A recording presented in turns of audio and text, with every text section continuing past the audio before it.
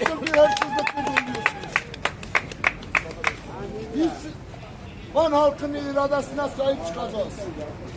Biz bu halkın seçilmişleriyiz. Bu halkın iradesi bizleriz. Biz bu kayyum zihniyetine müsaade etmeyeceğiz. Her yerde dile getireceğiz. Onların hırsızlıklarını anlatmaya devam edeceğiz.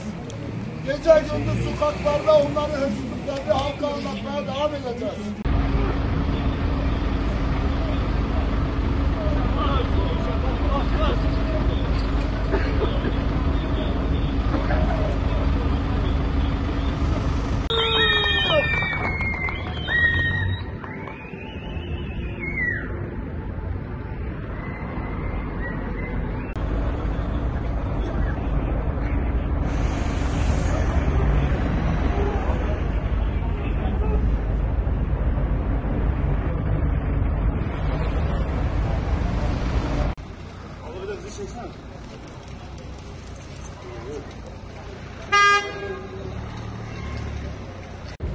Direneceğiz arkadaşlar.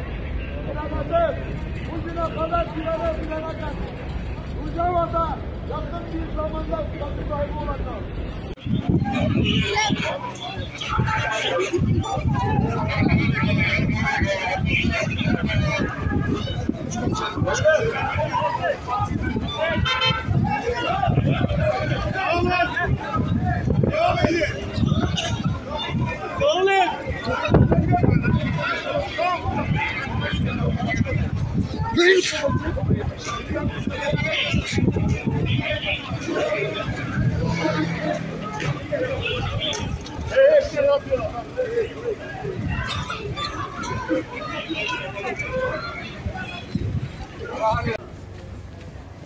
أعوذ بالله من الشيطان الرجيم بسم الله الرحمن الرحيم